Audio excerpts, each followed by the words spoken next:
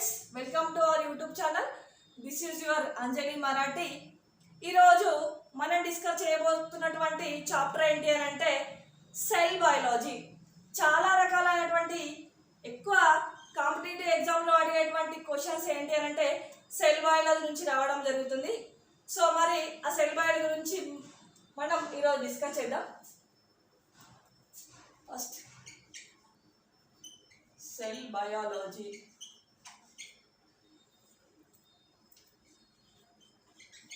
కణజీవ శాస్త్రం. So cell biology దీన్ని ఏమంటున్నాం మనం? కణజీవ శాస్త్రం. సో మరి ఈ సెల్ బయాలజీ చాప్టర్లో మనం ఏం డిస్కస్ చేస్తాము అని అంటే కణం నుంచి కణజాలాలు అనేటివి ఏ విధంగా ఏర్పడుతుంటాయి, ఆ ఏర్పడినటువంటి కణజాలాల నుంచి అవయవాలు ఏ విధంగా ఏర్పడుతున్నాయి, వాటితో పాటు కంప్లీట్గా ఒక జీవి అనేది ఏ విధంగా ఏర్పడుతుంది, వాటితో పాటు కణంలో ఉన్నటువంటి వివిధ భాగాలు. ఫర్ ఎగ్జాంపుల్ మనం చిన్నప్పుడు నేర్చుకున్నాం 7th క్లాస్ 8th క్లాస్లో ఏంటి కణంలో ఉన్నటువంటి భాగాలు: కేంద్రకం, హరితరేణువులు, మైటోకాండ్రియా, గాల్జీ కాంప్లెక్స్, అదేవిధంగా లైసోజోమ్స్, రైబోజోమ్స్, మళ్ళీ అంతర్జీవ ద్రవ్యజాలకం, దీన్ని ఏమంటామంటే ఎండోప్లాస్మిక్ రెటిక్యులం, లైసోజోమ్స్. ఇవన్నీ కూడా కణంలో ఉన్నటువంటి భాగాలు. మరి ఇవి ఏ విధంగా ఏర్పడుతున్నాయి, వీటి యొక్క విధులు ఏంటి, వీటితో పాటు ఇంకేం డిస్కస్ చేస్తాము అని అంటే కణ విభజన. కణ విభజన అనేది 2 రకాలు. మళ్ళీ సమ విభజన ఏ విధంగా ఉంటుంది, క్షయకణ విభజన ఏ విధంగా ఉంటుంది. వీటితో పాటు ప్రోకారియోటిక్ సెల్స్ లేదా యూకారియోటిక్ సెల్స్, కేంద్రక పూర్వ కణాలు అంటే ఏంటి, మరి నిజ కేంద్రక కణాలు అంటే ఏంటి.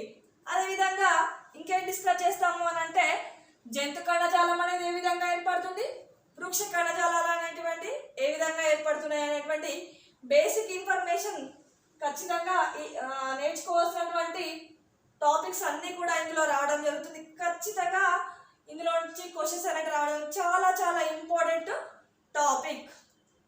సో మనం నెక్స్ట్ టాపిక్లోకి ఎంటర్ అయినట్టయితే ఫస్ట్ ఇంట్రడక్షన్లో ఏంటిది, కణం.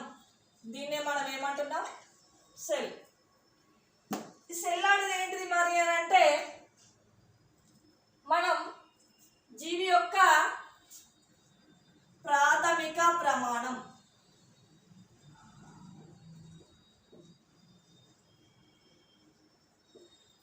అదేవిధంగా నిర్మాణాత్మక,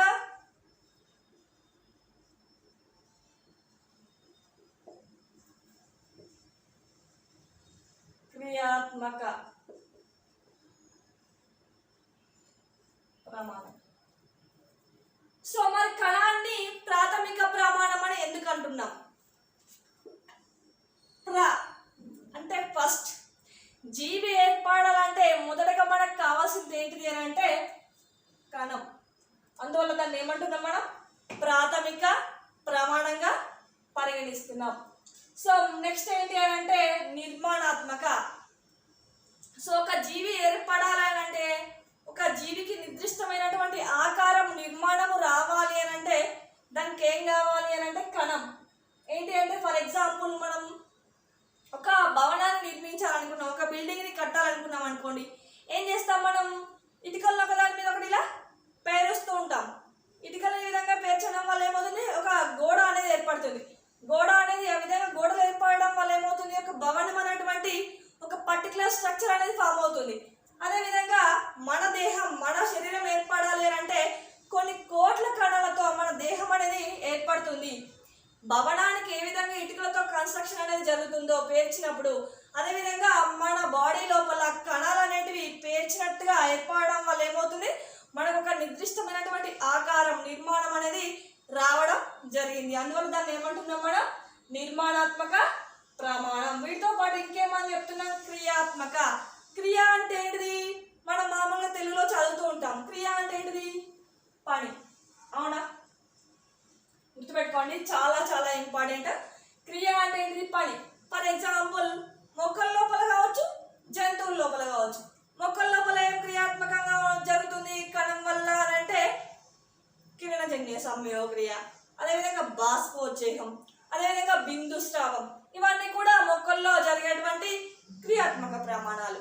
మరి మానవుల లోపల, ఫర్ ఎగ్జాంపుల్ జంతువుల లోపల, మానవుల లోపల జరిగేటువంటి ప్రమాణాలు ఏంటి అని అంటే శ్వాసక్రియ కావచ్చు, విసర్జన క్రియ కావచ్చు, జీర్ణక్రియ కావచ్చు, అదేవిధంగా ప్రత్యుత్పత్తి వ్యవస్థ కూడా దానికి సంబంధించినటువంటి క్రియ కావచ్చు. ఏదైనా కూడా ఆ క్రియలు జరగాలంటే ఏంటి అని అంటే ఈ కణం సహాయం అనేది ఖచ్చితంగా అవసరం.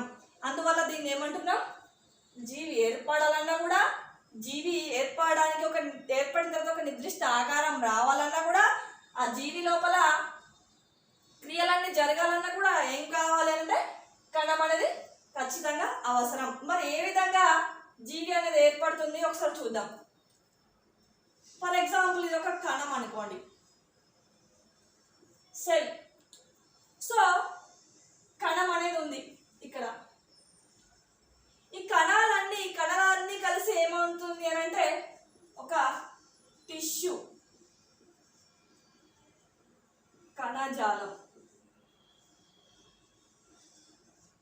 కణజాలం అనేది ఈ విధంగా ఫామ్ అవుతుంది. సో ఈ విధంగా టిష్యూ అనేది ఫామ్ అయిన తర్వాత ఈ టిష్యూ సమూహం కలిపి ఏం ఏర్పడుతుంది, ఒక ఆర్గాన్, అవయవం. ఫర్ ఎగ్జాంపుల్ గుండె అనుకోండి. ఈ విధంగా హృదయం అనేది ఏర్పడింది అనుకోండి.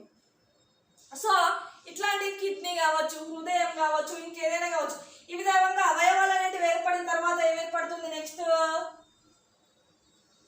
ఆర్గాన్ సిస్టమ్, అవయవ వ్యవస్థ. సో ఇవన్నీ కూడా కలిపి ఒక అవయవ వ్యవస్థ ఏర్పడుతుంది. సో మన లోపల అవయవ వ్యవస్థలు ఏంటి, ఫర్ ఎగ్జాంపుల్ రక్త ప్రసరణ వ్యవస్థ కావచ్చు, శ్వాస వ్యవస్థ కావచ్చు, ఇవన్నీ కూడా అవయవ వ్యవస్థలు. ఈ వ్యవస్థలన్నీ కూడా కలిపి ఒక ఏంటి అని అంటే జీవి అనేది ఫామ్ అవుతుంది. జీవి, యానిమల్ అనేది ఏర్పడుతుంది. సో ఇక్కడ మనం అబ్జర్వ్ చేసినట్టయితే నేను ఈ వర్డ్స్ అన్ని కూడా మీకు ఇక్కడ క్లియర్గా అర్థమవుతాయి. జీవి ఏర్పడడానికి ఏమవసరం అని చెప్పాను నేను, ఫస్ట్ ప్రాథమిక ప్రమాణం అని చెప్పాను. సో ఫస్ట్ ఇది ఒక కణం, ప్రాథమిక ప్రమాణం. సో దీనివల్ల ఏమైంది, నెక్స్ట్ నిర్మాణం అంటే ఒక స్ట్రక్చర్ అనేది ఫామ్ అయింది. దాని తర్వాత క్రియాత్మకం అంటే ఒక పని జరిగింది. సో అవయవ వ్యవస్థ అన్ని కలిపి ఏం ఏర్పడింది, చివరికి జీవి అనేది ఏర్పడడం జరిగింది. ఈ విధంగా కణం నుంచి కంప్లీట్గా జీవులు అనేటివి ఏర్పడతాయి. సో నెక్స్ట్ మరి ఈ కణం గురించి అధ్యయనం చేసే శాస్త్రాన్ని మనం ఏమంటాము అని అంటే సైటాలజీ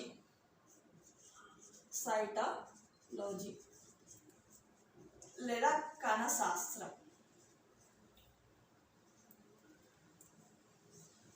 కణం నిర్మాణం, దాని పనుల గురించి ఏం చేస్తుంది మరి సైటాలజీ అని అంటే కణ నిర్మాణము, దాని యొక్క పనుల గురించి అధ్యయనం చేస్తుంది. గుర్తుపెట్టుకోండి, సైటాలజీ. కణ అంటే ఏంటిది అని అంటే సెల్లో సి ఉంది, సైటోలో సి ఉంది. సైటో మీన్స్ ఏంటి అని అంటే సెల్ అని అర్థం. సైటో, సెల్ గుర్తుపెట్టుకోండి. ఈ టర్మ్స్ అలాంటి గుర్తుపెట్టుకున్నట్టయితే మీకు ఎగ్జామినేషన్ పాయింట్ ఆఫ్ వ్యూలో ఆన్సర్ని ఐడెంటిఫై చేయడం అనేది చాలా ఈజీ అవుతుంది. సో ఇక్కడ సెల్లో సి ఉంది, సైటాలజీలో సి ఉంది. సైటో అంటే ఏంటి అంటే సెల్, లోగస్ అంటే ఏంటిది అని అంటే అధ్యయనం. కణం గురించి అధ్యయనం చేసేటువంటి శాస్త్రాన్ని మనం ఏమంటున్నాము అని అంటే సైటాలజీ. Next cell biology.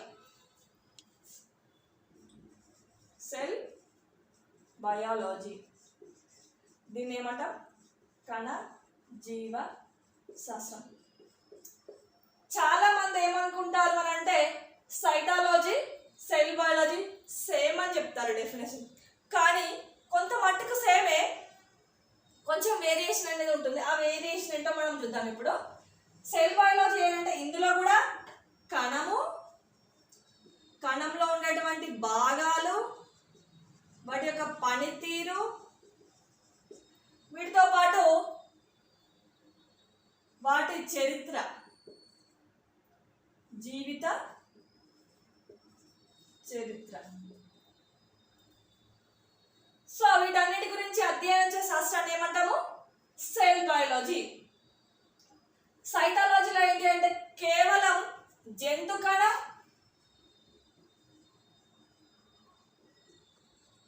వృక్ష కణం గురించి మాత్రమే అధ్యయనం చేస్తుంది. కానీ సెల్ బయాలజీ అనేది కేంద్రక పూర్వజీవులు మరియు నిజ కేంద్రక పూర్వజీవులు అంటే ప్రోకారియోటిక్ సెల్ మరియు యూకారియోటిక్ సెల్స్ గురించి కూడా అధ్యయనం చేస్తుంది. This is the difference between cytology and cell biology. అందరు దాదాపు డెఫినేషన్ సేమ్ అని చెప్తూ ఉంటారు, కానీ కొంచెం వేరియేషన్ అనేది ఉంటుంది, ఇది గుర్తుపెట్టుకోండి.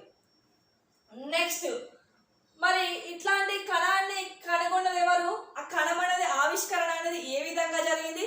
ఆ కణం ఆవిష్కరణకు సంబంధించినటువంటి కంప్లీట్ ఇన్ఫర్మేషన్ చూద్దాం.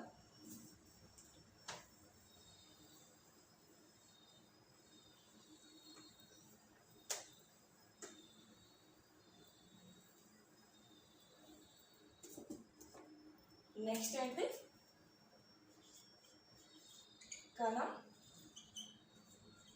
ఆవిష్కరణ. కణం ఆవిష్కరణ. సో దాదాపు కణం ఆవిష్కరణ అనేది ఏ విధంగా జరిగింది ఒకసారి చూద్దాం. దాదాపు పూర్వకాలంలో 350 సంవత్సరాల క్రితం మనకు కేవలం కంటికి కనిపించేటువంటి జీవులు మాత్రమే ఉన్నాయి అనే విషయం తెలుసు. కంటికి కనిపించిన జీవుల గురించి మనకు తెలియదు, ఎందుకంటే అంతకుముందు మైక్రోస్కోప్ను ఎవరు కనిపెట్టలేదు. అదేవిధంగా మైక్రోస్కోప్లో ఎవరు దానిని పరిశీలించలేదు. కాబట్టి మనకు కంటికి కనిపించిన జీవులు ఉన్నాయనే విషయం తెలియదు. కానీ దాని తర్వాత ఏమైంది అని అంటే సూక్ష్మదర్శిని కనుక్కున్న తర్వాత కంటికి కనిపించని జీవులు కూడా ఉన్నాయని చెప్పేసి కొందరు ప్రముఖమైనటువంటి శాస్త్రవేత్తలు చెప్పడం జరిగింది. వాటిలో ప్రముఖులు ఎవరు, మరి ఈ కణాన్ని కనుగొన్నటువంటి శాస్త్రవేత్త ఎవరు, మరి కణశాస్త్ర పితామహుడు ఎవరు చూద్దాం. సో సూక్ష్మ జీవులను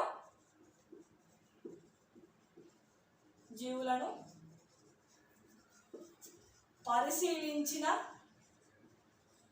వారిలో ప్రముఖులు.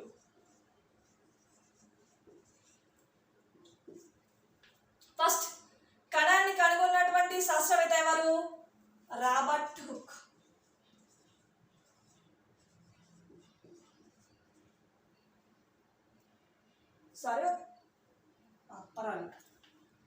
Robert hook. ఈయన ఏంటి అంటే 1635 నుంచి 1702. ఈయన జననం ఎప్పుడు జరిగింది అని అంటే 1632. ఈయన మరణం ఎప్పుడు మరి అని అంటే 1702 ఇయర్లో జరిగింది. అదేవిధంగా ఈయనతో పాటు ఇంకొకరు ఎవరు అంటే అదినాసియన్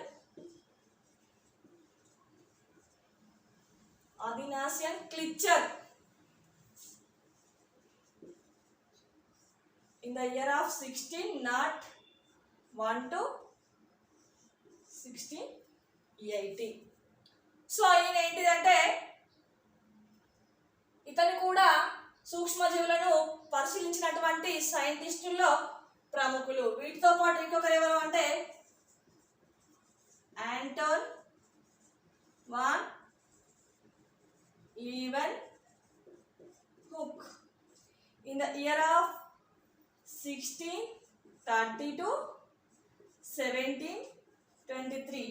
ఇతను కూడా ఏంటి అని అంటే ఆ సూక్ష్మజీవులను పరిశీలించినటువంటి శాస్త్రవేత్తలో ప్రముఖుడు. అదేవిధంగా వీటితో పాటు ఇంకొక వ్యక్తి పేరు గుర్తుపెట్టుకోండి, జాన్ సొమ్మర్ డామ్ అనేటువంటి సైంటిస్ట్. ఈయన ఏంటి అంటే 1637 to 1680. ఈ సంవత్సరం కాలంలో ప్రముఖులు ఎవరు అని అంటే ఈ నలుగురు కూడా ఏంటి అని అంటే సూక్ష్మ జీవులను పరిశీలించడం జరిగింది మైక్రోస్కోప్తో. సో మరి ఈ విధంగా ప్రముఖులు ఉన్నప్పుడు ఫస్ట్ కణాన్ని కనుగొన్నటువంటి శాస్త్రవేత్త ఎవరు, కణాన్ని ఆవిష్కరించింది ఎవరు చూద్దాం. కణాన్ని ఆవిష్కరించినటువంటి శాస్త్రవేత్త, కణాన్ని కనుగొన్న శాస్త్రవేత్త మొట్టమొదటిగా ఎవరు అని అంటే రాబర్ట్ హుక్. ఈయనే బ్రిటిష్ దేశానికి చెందినటువంటి శాస్త్రవేత్త. అదేవిధంగా ఈయనే మరి దేనిలో కణాన్ని కనుగొన్నాడు అని అంటే కేవలం నిర్జీవ కణాల్లో ఉండేటువంటి కణాలు మాత్రమే కనుగొన్నాడు. మళ్ళీ సజీవుల్లో కణాన్ని కనుగొన్నటువంటి సైంటిస్ట్ వేరు. ఆయన ఎవరు అని అంటే ఆంటోనీ వాన్. ఈయన తర్వాత వచ్చినటువంటి శాస్త్రవేత్త ఎవరు? Antonie van లీవెన్హుక్.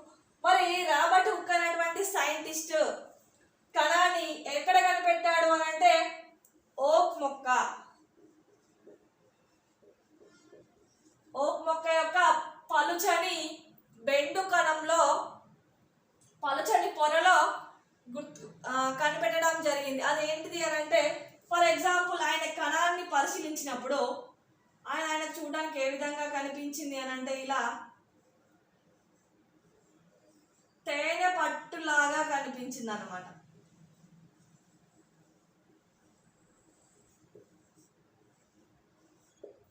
సో తేనె పట్టులాగా కనిపించింది.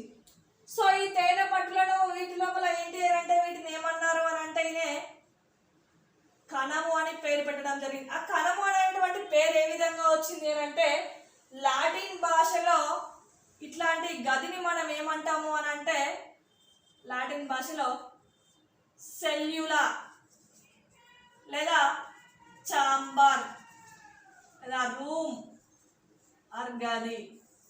సో ఇట్లాంటి నిర్మాణాలను ఏమంటాము అంటే లాటిన్ భాషలో గది లేదా సెల్యులా లేదా చాంబర్ లేదా రూమ్ అని చెప్పడం జరిగింది.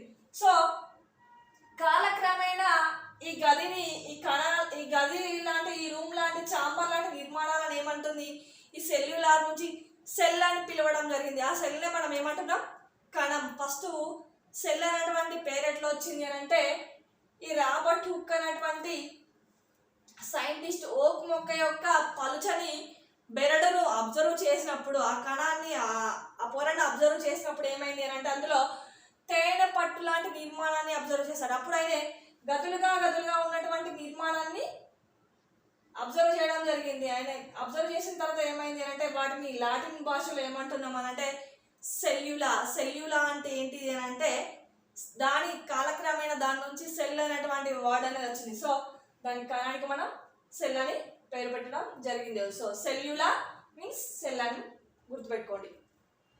నెక్స్ట్ మరేంటి ఆ ఓక్ మొక్క యొక్క బెరడు అని అంటే బయట ఊడిపోతున్నటువంటి పొర. అది ఆ ఊడిపోతున్నటువంటి పొర ఏంటి ఒక నిర్జీవ కణం.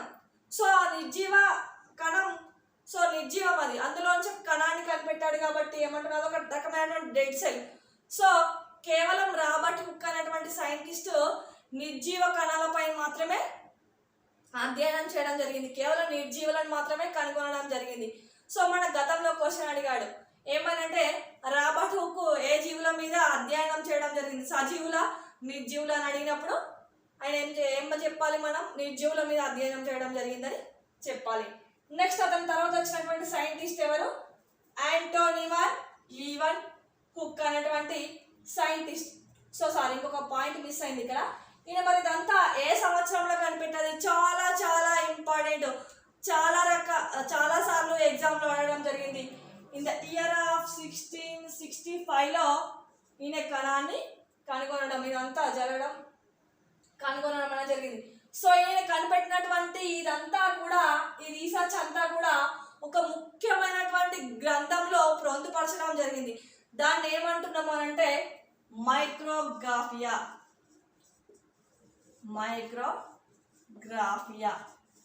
సో మైక్రోగ్రాఫియా అంటే ఏంటిది అంటే మైక్రో అంటే చిన్న, గ్రాఫియా అంటే రచించబడిన. సో ఆయన కనుగొన్నటువంటి ఇన్ఫర్మేషన్ అంతా కూడా ఏం చేశాడు అని అంటే ఈ మైక్రోగ్రాఫియా అనేటువంటి గ్రంథంలో పొందుపరచడం జరిగింది. నెక్స్ట్ ఇతని తర్వాత వచ్చినటువంటి సైంటిస్ట్ ఎవరు అని అంటే Antonie van Leeuwenhoek. in the year of 1674 ఈయన ప్రయోగం చేసినటువంటి సంవత్సరం ఏంటిది అంటే ఇన్ ద ఇయర్ ఆఫ్ కనిపెట్టిన సంవత్సరం ఏంటి అంటే ఇన్ ద ఇయర్ ఆఫ్ 1674. ఇది కూడా చాలా చాలా ఇంపార్టెంట్, చాలా రకాల ఎగ్జామ్స్లో అడగడం జరిగింది. సో మరి ఈయన ఏం కనిపెట్టాడు అని అంటే చాలా ఇంపార్టెంట్ ఇది కూడా, బ్యాక్టీరియా. సో చాలా కాంపిటేటివ్ ఎగ్జామ్ అడగడం జరిగింది. బ్యాక్టీరియా అని కనిపెట్టినటువంటి సైంటిస్ట్ ఎవరు అని చెప్పేసి, బ్యాక్టీరియాని కనుగొన్నటువంటి సైంటిస్ట్ ఎవరు అంటే ఆంటోనీ వాన్ ల్యూవెన్హుక్ అనేటువంటి సైంటిస్టు ఏంటి అని అంటే బ్యాక్టీరియాను కనుగొనడం జరిగింది. వీటితో పాటు ఇంకేం కనుక్కున్నాడు ఆయన మరి అని అంటే ఈస్ట్ ప్రోటోజోవా, అదేవిధంగా ఆర్బిసి రెడ్ బ్లడ్ సెల్స్, అదేవిధంగా ఇంకేంటి అని అంటే లాలాజలం, వీటితో పాటు డ్రైనేజీ వాటర్లో నీటి బిందువులు. సో ఫ్రెండ్స్ ఒకసారి ఇక్కడ అబ్జర్వ్ చేయండి. So Antonie van in the year of 1674లో బ్యాక్టీరియాను కనుగొన్నాడు. అదేవిధంగా వీటితో పాటు సజీవంగా ఉన్నటువంటి ఈస్ట్ కణాలు, ప్రోటోజోవా కణాలు, వీటితో పాటు ఆర్బిసి కణాల్లో కూడా సజీవ కణాలు ఉన్నాయని గుర్తించాడు. అదేవిధంగా మన నోటిలో ఉన్నటువంటి లాలాజలంలో కూడా సజీవ కణాలు ఉన్నాయని చెప్పేసి గుర్తించాడు. అదేవిధంగా డ్రైనేజ్ వాటర్, అదేవిధంగా మన నుంచి విసర్జింపబడినటువంటి మలం లోపల కూడా ఈయన సజీవ కణాలను గుర్తించడం జరిగింది. సో అదేవిధంగా సజీవంగా ఉన్నటువంటి అన్ని కణాల గురించి కూడా ఈయన ఏంటి అని అంటే ప్రయోగం చేయడం అనేది జరిగింది. నెక్స్ట్ ఈ కణం అనేది ఈ విధంగా ఆవిర్భావం ఆవిష్కరణ అనేది జరిగింది. దీని తర్వాత చాలా రకాలైనటువంటి మైక్రోస్కోప్స్ ఉన్నాయి. మరి ఈ కణాలన్నింటినీ అబ్జర్వ్ చేయడానికి ఏం కావాలి మనకు? మైక్రోస్కోప్ కావాలి. ప్రపంచంలో చాలా రకాలైనటువంటి మైక్రోస్కోప్స్ ఉన్నాయి, కానీ ఎగ్జామినేషన్ పాయింట్ ఆఫ్ వ్యూలో కేవలం 3 రకాలైనటువంటి మైక్రోస్కోప్స్ అనేటివి చాలా ఇంపార్టెంట్. ఆ మైక్రోస్కోప్స్ అనేటివి ఏంటి మనం ఒకసారి అబ్జర్వ్ చేద్దాం.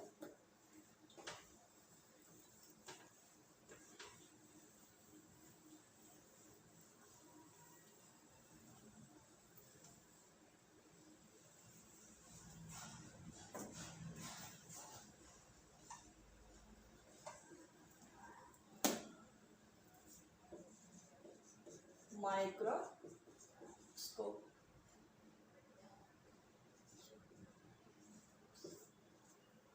సో మైక్రోస్కోప్స్ ఫస్ట్ ఏంటిది? సంయుక్త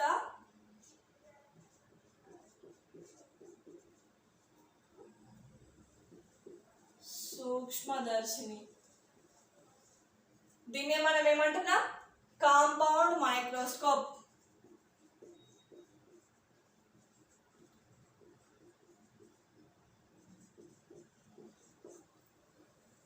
సెకండ్ వన్ ఏంటిది?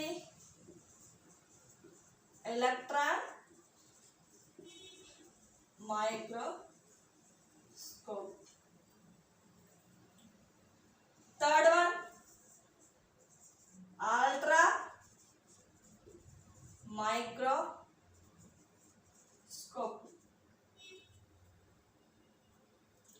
సో మరి సంయుక్త సూక్ష్మదర్శిని. సంయుక్త సూక్ష్మదర్శిని అంటే ఏంటిదంటే మామూలుగా లాబొరేటరీలో ఉపయోగించేటువంటి సూక్ష్మదర్శినులు అన్నీ కూడా ఏంటి అని అంటే ఈ కాంపౌండ్ మైక్రోస్కోప్స్. ఫర్ ఎగ్జాంపుల్ కాలేజెస్లో, డిగ్రీ కాలేజీలో కానీ ఇంటర్ కాలేజీలో కానీ, ఇంటర్ పిల్లలు, డిగ్రీ పిల్లలు అన్ని రకాలైనటువంటి లాబొరేటరీలో ఉపయోగించేటువంటి మైక్రోస్కోప్స్ ఏంటి మనం వాడేటి మామూలుగా ఎడ్యుకేషన్ పర్పస్లో వాడేటి అన్నీ కూడా కాంపౌండ్ మైక్రోస్కోప్స్. అవి ఏంటి అంటే కేవలం చిన్నగా ఉన్న వాటిని కొంచెం పెద్దదిగా మాత్రమే చూపించగలిగేటువంటి మైక్రోస్కోప్స్. సో మరి ఈ సంయుక్త సూక్ష్మదర్శిని కనుగొన్నటువంటి శాస్త్రవేత్త ఎవరు అని అంటే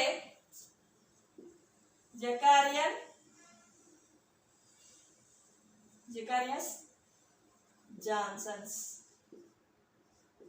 In the year of 19 1595. In the 1595 ఇయర్లో జకారియన్ జాన్సన్స్ అనేటువంటి సైంటిస్ట్ ఎవరు అని అంటే సైంటిస్ట్ సంయుక్త సూక్ష్మదర్శిని కనిపెట్టడం జరిగింది. ఇది కేవలం ల్యాబొరేటరీలో మాత్రమే యూజ్ చేసేటువంటి సూక్ష్మదర్శిని. Next electron microscope. ఇది చాలా అడ్వాన్స్డ్ మైక్రోస్కోప్, అత్యంత శక్తివంతమైనటువంటి మైక్రోస్కోప్. మరి దీనిని కనుగొన్న శాస్త్రవేత్త ఎవరు అంటే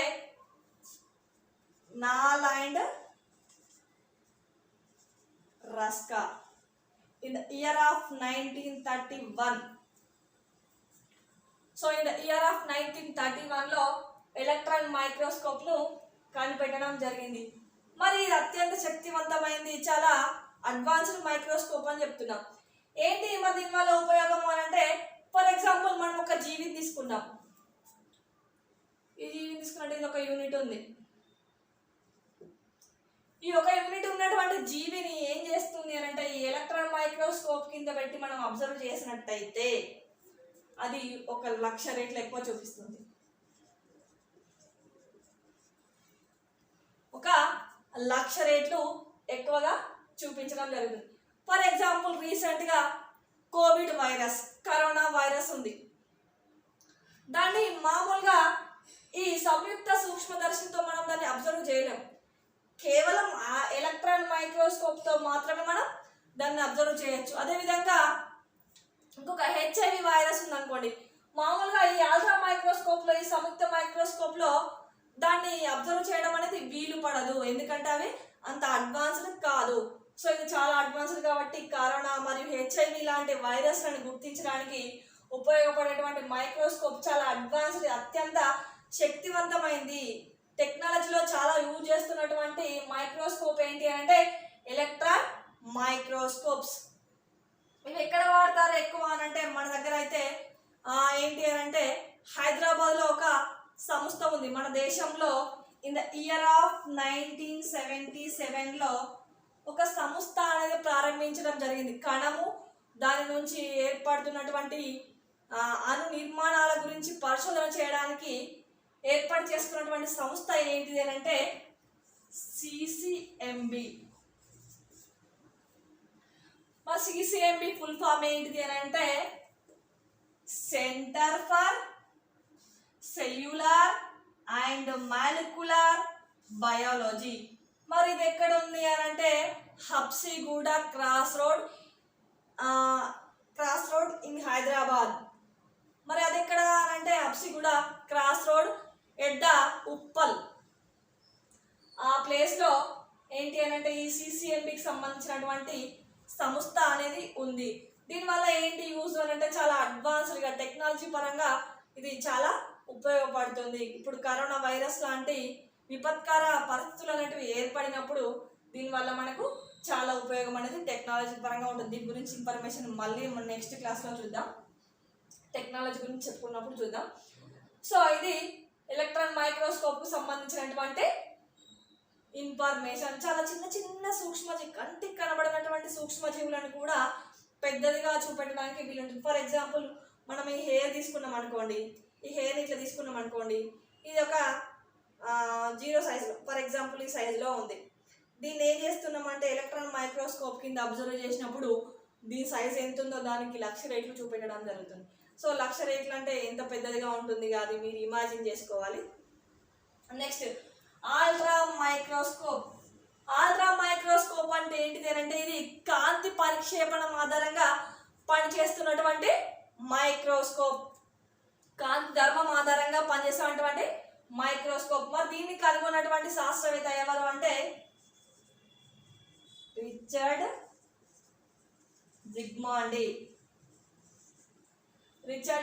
జిగ్మాండి అనేటువంటి సైంటిస్ట్ ఏం చేశారంటే ఈ అల్ట్రా మైక్రోస్కోప్ను కనిపెట్టడం జరిగింది. మరి దీనివల్ల యూజ్ ఏంటి అని అంటే చిన్న చిన్న రేణువులు, కంటికి కనిపించినటువంటి చిన్న చిన్న రేణువులు, అంటే చిన్న చిన్న రేణువులు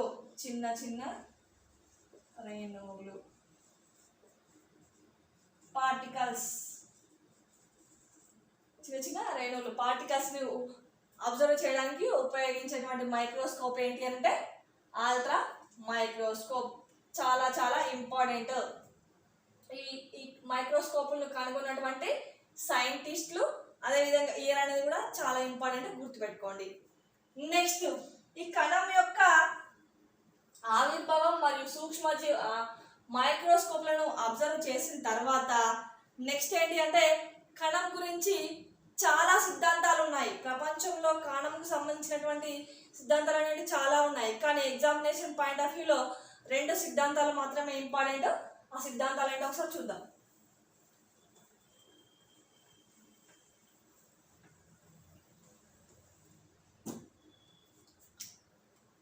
ఫస్ట్ది కణ సిద్ధాంతం. దీన్ని ఏమంటున్నామంటే సెల్ థియరీ. దీన్ని ఇంకొక పేరుతో ఏమంటాము అని అంటే సెల్ డాక్రెటింగ్ థియరీ. సో సెల్ డాక్రెటింగ్ థియరీ అని కూడా చెప్పవచ్చు.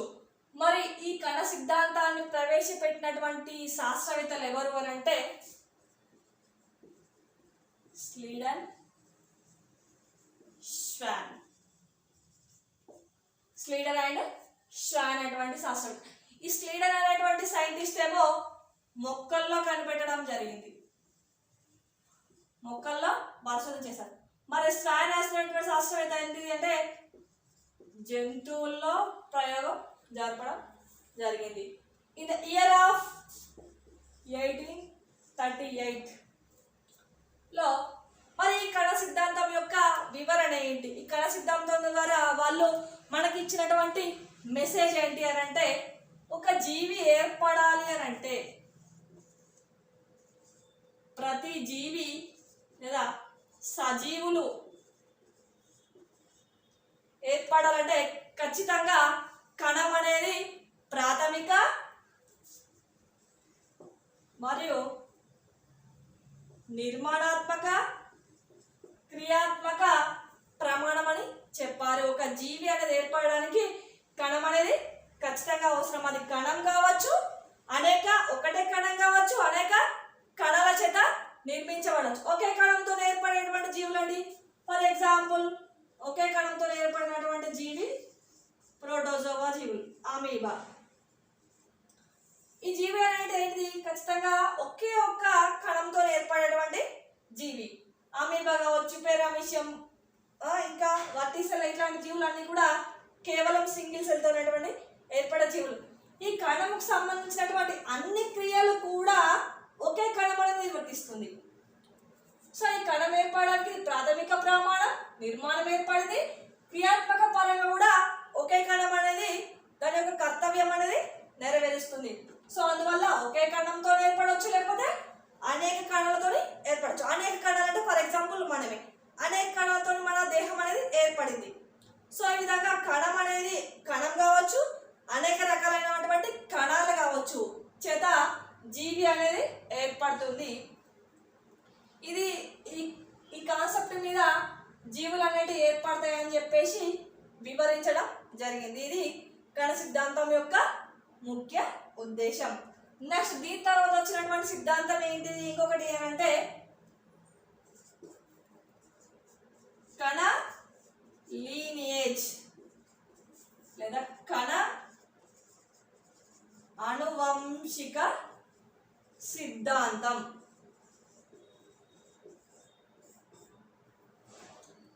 కణ అనువంశిక. సో అనువంశికత అంటే ఏంటి అని అంటే ఒక జనరేషన్లో, ఒక తరంలో ఉన్నటువంటి లక్షణాలు అనేటివి ఇంకొక తరానికి వ్యాప్తి చెందడం లేదా వ్యాపించడం, ప్రచురించడాన్ని మనం ఏమంటున్నాం అని అంటే అనువంశికత. One character transfer to one generation to another generation is called heredity లేదా ఇన్హెరిటెన్సీ అని చెప్తాము. సో లేదా అనువంశికత అని చెప్తాం.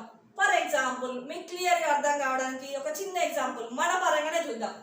ఫర్ ఎగ్జాంపుల్ ఇక్కడ ఫీమేల్ ఉంది, మేల్ ఉంది. వీళ్ళిద్దరూ వాళ్ళ పేరెంట్స్. వీళ్ళకి పుట్టినటువంటి ఒక బాబు ఉన్నాడు అనుకుందాం. సో వీళ్ళ తండ్రికి బట్టతల అనేది ఒక స్పెషల్ క్యారెక్టర్, బట్టతల అనేది ఉంది. సో ఈ క్యారెక్టర్ ఏమైంది, నెక్స్ట్ జనరేషన్కి క్యారీ అయింది. సో ఈ బాబు కూడా బట్టతల అనేది ఉంటుంది. మరి ఆ క్యారీ కావడానికి గల కారణాలు ఏంటి అనేది మనం జెనెటిక్ శాస్త్రంలో నేర్చుకున్నాము. జస్ట్ ఇక్కడ గుర్తుపెట్టుకోండి, వాళ్ళ నాన్నకు బట్టతల ఉంది కాబట్టి వాళ్ళ కొడుకు కూడా బట్టతల అని వచ్చింది. That is the one type of character. దాన్ని ఏమంటున్నాం మనం, హెరిడిటీ, అనువంశికతగా చెప్తున్నాము. ఓకేనా, అది జస్ట్ ఇమాజిన్ చేసుకోవడానికే చెప్పాను, గుర్తుపెట్టుకోండి. నెక్స్ట్ కణలీనియ సిద్ధాంతంలో నేను చెప్పినటువంటిది ఏంటిది అని అంటే, ఏ కణమైనా కూడా ఆ జీవిలో ఏర్పడేటప్పుడు దానికి ముందున్నటువంటి కణం నుంచి ఏర్పడుతుంది. ఫర్ ఎగ్జాంపుల్ ఇది ఒక కణం అనుకోండి, ఒక తల్లి కణం అనుకోండి. దీని నుంచి ఏమైంది, 2 పిల్ల కణాలని ఏర్పడినాయి. దీని నుంచి మళ్ళీ డివైడ్ అయిపోయి 2 పిల్ల కణాలు అనేవి ఏర్పడినాయి. ఇది ఎట్లా సాధ్యమైంది, కణం అనేది డివైడ్ కావడం వల్ల, విభజన చెందడం వల్ల ఇది మనకు సాధ్యమైంది. సో ఈ విధంగా సాధ్యమైనప్పుడు ఏమైంది అని అంటే, ఫస్ట్ దీని గురించి మనం ఇంత మటుకు మర్చిపోదాం. సో ఇదొక కణం. సో ఇదొక కణం అయినప్పుడు ఈ 2 కణాలు ఉన్నాయి కదా, ఈ కణంకు ముందు ఉన్నటువంటి కణం ఏంటిది, ఇది. అవునా, ఈ 2 కణాలకు ఏర్పడడానికి దోహదపడిన కణం ఏంటిది, దీనికి ముందు ఉన్నటువంటి కణం. సో ఏ కణమైనా కూడా ఏర్పడడానికి దానికి ముందున్నటువంటి కణం అనేది ఖచ్చితంగా అవసరం. ఏ కణమైనా కూడా దానికి ముందున్నటువంటి కణాల చేత ఏర్పడుతుంది అని చెప్పింది ఏంటిది అంటే కణలీనియన్ సిద్ధాంతం. దీనిలో ఒక 2 టైప్స్ ఆఫ్ వర్డ్స్ ఉన్నాయి. అవి ఏంటి అంటే గుర్తుపెట్టుకోండి, చాలా చాలా ఇంపార్టెంట్, చాలా ఎగ్జామ్లో అడిగారు. యామ్నిసెల్యులా, ఈ సెల్యులా, ఈ 2 వర్డ్స్ అనేవి చాలా ఇంపార్టెంట్. సెల్యులా అంటే మీన్స్ ఏంటి అంటే సెల్స్. ఈ అంటే ఇప్పుడు ఏర్పడినటువంటి సెల్స్. ఆ అంటే ఏంటిదంటే అంతకు ముందు ఉన్నటువంటి సెల్స్. అంతకు ముందు ఉన్నటువంటి సెల్స్ నుంచి ఇప్పుడు సెల్స్ అనేటివి ఏర్పడినాయి కాబట్టి దాన్ని ఏమంటున్నాం, కణలీనియన్ సిద్ధాంతంగా చెప్తున్నాము. అందుకే ఈ కాన్సెప్ట్ అనేది ఏంటి, ఈ ఆమ్నియా సెల్యులా, ఈ సెల్యులా యొక్క కాన్సెప్ట్ ఏంటిదంటే అంతకు ముందున్న కణం నుంచి ఈ సెల్స్ అనేటివి ఫామ్ అయినని ఈ కణ సిద్ధాంతం యొక్క ముఖ్య ఉద్దేశం. నెక్స్ట్ దీని తర్వాత ఏంటి అంటే కణం యొక్క ప్రత్యేకతలు.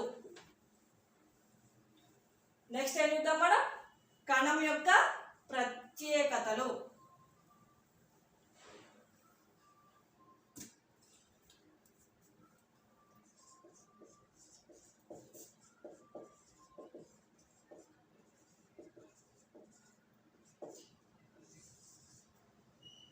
కణం ప్రత్యేకత, దీన్ని ఏమనుకోవచ్చు, కణం యొక్క సిగ్నిఫికెన్స్ అని కూడా చెప్పుకోవచ్చు. ఫర్ ఎగ్జాంపుల్ ఒక 4-5 ఉండే ఎగ్జాంపుల్స్ చూద్దాం. అదేంటి, ఆస్ట్రిచ్, నిప్పుకోడి. దీన్నే మనం ఏమంటున్నామంటే స్ట్రుతియో క్యామిలస్. ఆస్ట్రిచ్, నిప్పుకోడి, దీని మన సైంటిఫిక్ నేమ్ ఏంటిది, స్ట్రుతియో క్యామిలస్. ఇదేంటి అంటే దీని యొక్క గ్రుడ్డు అనేది, దీని యొక్క అండకణం అనేది జీవ సామ్రాజ్యంలోకి వెళ్ళా, జీవ సామ్రాజ్యం కామ జంతు సామ్రాజ్యం. జీవ సామ్రాజ్యం అంటే ఏమొస్తాయి, అలా మొక్కలు వస్తాయి మరియు జంతువులు వస్తాయి. జంతు సామ్రాజ్యంలో కేవలం జంతువులు మాత్రమే. సో ఈ ఆస్ట్రిచ్, నిప్పుకోడి యొక్క అండకణం అనేది, దాని యొక్క గ్రుడ్డు, ఆ కణం అనేది జీవ సామ్రాజ్యంలోకి వెళ్ళా, అంటే అటు మొక్కల్లోకి వెళ్ళా, ఇటు జంతువుల్లోకి వెళ్ళా. అదేవిధంగా జీవ సామ్రాజ్యంలో జంతు సామ్రాజ్యంలో యానిమల్ కింగ్డమ్లో కూడా అత్యంత పెద్దదైనటువంటి కణం ఏంటిది అని అంటే ఈ ఆస్ట్రిచ్, నిప్పుకోడి యొక్క అండకణం. మామూలుగా మనం చూసినప్పుడు గుడ్డ ఎంత సైజు ఉంటుంది, మనం తినేటువంటి గుడ్డు ఈ సైజులో ఉంటుంది, అవునా? కానీ ఈ ఆస్ట్రిస్ నిప్పుకోడి యొక్క ఎగ్గును మనం పరిశీలించినట్టయితే అది ఎంత ఉంటుందంటే చూడడానికి ఈ సైజులో ఉంటుంది. మన చేతిలో పట్టుకున్నప్పుడు అది నిండుగా కనిపిస్తుంది, ఈ విధంగా పెద్దదిగా ఉంటుంది. ఏంటి అంటే 17x18 సెంటీమీటర్స్, అంటే 17 సెంటీమీటర్స్ పొడవు, 18 సెంటీమీటర్స్ వెడల్పు అనేది ఉంటుంది. 18 అంటే మామూలుగా ఇంత ఉంటుంది, ఒక స్కేల్ ఎంత ఉంటుంది, 15 సెంటీమీటర్స్ ఉంటుంది చిన్న స్కేల్. సో 15 కన్నా అంటే ఇంత ఉంటుంది అనమాట. సో మనం చేతిలో పట్టుకుంటే అది అంతా పట్టుకోవడానికి మంచిగా ఇట్లా పట్టు అనేది దొరుకుతుంది అనమాట, ఆ సైజులో ఉంటుంది. అదేవిధంగా నెక్స్ట్ వచ్చేటువంటిది ఏంటంటే అతి పొడవైనటువంటి కణం. సో జంతువుల్లో పొడవైనటువంటి కణం, ఎందుకంటే న్యూరాన్ కీలితం. న్యూరాన్ అంటే ఏంటిదంటే నాడీ కణం. నాడీ కణం యొక్క కీలితం అంటే ఏంటిదంటే నాడీ కణంకు ఉండేటువంటి ఎగ్జామ్లు ఉంటాయి చూసారా, దాన్ని ఏమంటాం అంటే కీలితం. ఫర్ ఎగ్జాంపుల్ నాడీ కణం అనేది ఎట్లుంటుంది, ఇట్లుంటుంది అనుకోండి.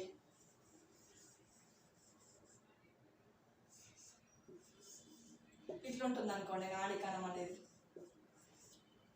సో ఇది ఎంత ఉంటుంది, దాదాపు 1 మీటర్ పొడవు ఉంటుంది. 1 మీటర్ అంటే ఏంటిది అంటే ఇంత పొడవు ఉంటుంది దాదాపుగా. సో ఇంత పొడవు అనమాట. సో మన మెదడులో ఒక న్యూరాన్ కీలితం ఇంత పొడవు ఉంటాయి. కొన్ని కోట్లకు సంబంధించినటువంటి న్యూరాన్స్ అనేటివి మన బాడీ లోపల ఉంటాయి, మన బ్రెయిన్లో ఉంటాయి. కాబట్టి ఏంటిది అంటే ఈ న్యూరాన్ కీలితం అనేది అత్యంత పొడవైన కణం. చాలాసార్లు కాంపిటేటివ్ ఎగ్జామ్లో అడగడం జరిగింది. జీవ సామ్రాజ్యంలోకి వెళ్ళి అత్యంత పెద్దదైన కణం ఏంటి, పొడవైన కణం ఏంటి అని కూడా కన్ఫ్యూజ్ కావద్దు. ఇక్కడ చాలా ప్రాక్టీస్ చేయండి, గుర్తుపెట్టుకోండి, ఎందుకంటే కన్ఫ్యూజ్ అయ్యేటువంటి అవకాశం ఉంటుంది. అదేవిధంగా మొక్కల లోపల అతిపెద్ద కణం ఏంటిది, మరి ఎక్కడ ఉంటుంది అని అంటే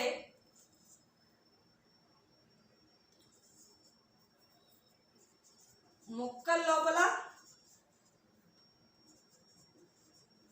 పెద్ద కణం ఎక్కడ ఉంటుంది అంటే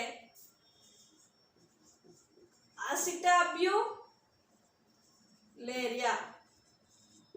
అనేటువంటి మొక్క యొక్క కణం.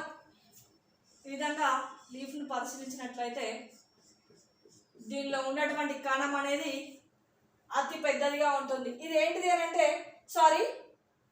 అసిటాబ్యులేరియా అనేది మొక్క కాదు, ఇది ఒక రకమైనటువంటి ఆల్గే, శైవలం. సో దీని లోపల అత్యంత పెద్దదైనటువంటి కణం అనేది ఉంటుంది. అదేవిధంగా నెక్స్ట్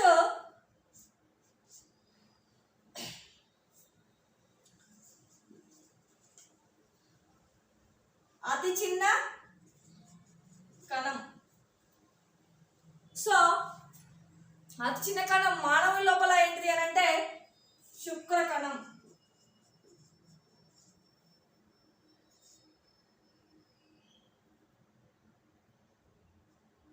లేదా ఎర్ర రక్త కణాలు. మానవుల లోపల అతి చిన్న కణం ఏంటిది అని అంటే శుక్ర కణం. దాని తర్వాత ఏంటిది ఎర్ర రక్త కణాలు, ఆర్బిసి. సో మనకి ఇచ్చినటువంటి ఆప్షనల్స్ లో ఏంటిది అని అంటే అతి చిన్న కణం శుక్ర కణం అని ఇచ్చినప్పుడు ఓకే, శుక్ర కణం ఇవ్వకుండా ఆప్షనల్స్ లో ఆర్బిసి అని ఇచ్చినప్పుడు ఆర్బిసి, శుక్ర కణం ఉంటే అది గుర్తుపెట్టుకోండి, కన్ఫ్యూజ్ కావద్దు, చాలా ఇంపార్టెంట్.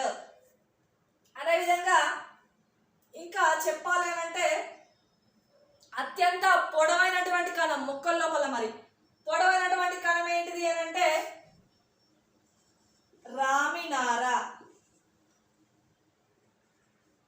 పొడవైన కణం ఎక్కడ, మొక్కల లోపల. రామినార ఇది ఎంత పొడవు ఉంటుందంటే నియర్లీ 55 సెంటీమీటర్స్. మరి అది ఎక్కడ కనిపిస్తుంది మనకనంటే బొహరేవియా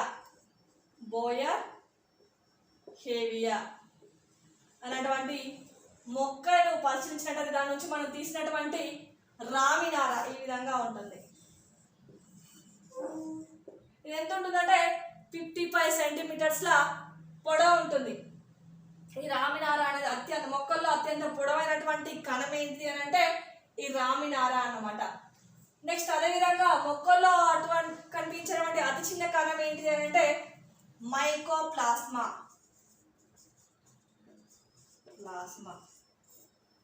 సో మైకోప్లాస్మా ఇది అతి చిన్న కణము. జంతు సామ్రాజ్యంలోకి వెళ్ళని అతి చిన్న కణం ఏంటిది అని అంటే దీన్ని ఏమంటామంటే PPLO. PPLO అంటే ఏంటిదంటే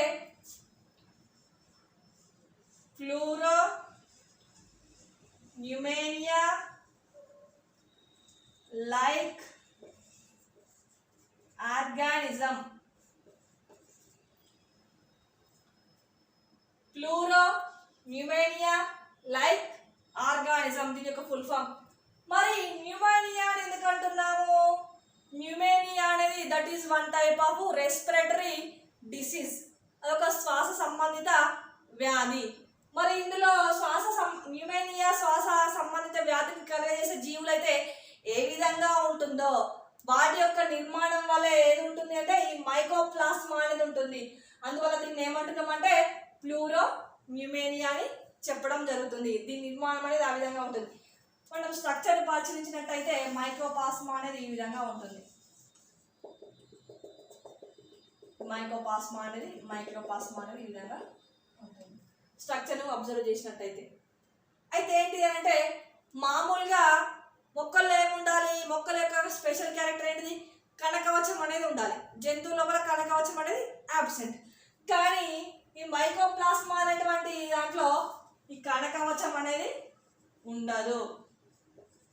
ఈ కణకవచం అనేది యాబ్సెంట్. ఓకేనా, గుర్తుపెట్టుకోండి. That is the special character. చాలాసార్లు ఎగ్జామినేషన్ పాయింట్ ఆఫ్ వ్యూలో అడగడం జరుగుతుంది. నేను చెప్పినటువంటి ఈ టర్మ్స్ కానీ అదేవిధంగా ఇంకేంటి అంటే ఇయర్స్ కానీ వీటితో పాటు సైంటిఫిక్ నేమ్స్ అదేవిధంగా శాస్త్రవేత్తల పేర్లు కూడా చాలా చాలా ఇంపార్టెంట్. గుర్తుపెట్టుకోండి. ఎందుకంటే చెప్పినటువంటి హింట్స్ గుర్తుపెట్టుకుంటే ఈజీగా మనని ఆన్సర్ను అటెంప్ట్ చేయడానికి అవకాశం ఉంటుంది. మనం నెక్స్ట్ క్లాస్లో కణంలో ఉన్నటువంటి భాగాలేంటి, మరి కణంలో ఉన్నటువంటి కణాలు ఎన్ని రకాలు, మరి ఏకకణ జీవులు, బహుకణ జీవులు, మరి అదేవిధంగా కేంద్రక పూర్వ జీవులు, నిజ కేంద్రక జీవులు, కణాల్లో ఉన్నటువంటి వివిధ భాగాలు, వాటన్నిటి గురించి కూడా నెక్స్ట్ క్లాస్లో డిస్కస్ చేద్దాం. Thank you all of you.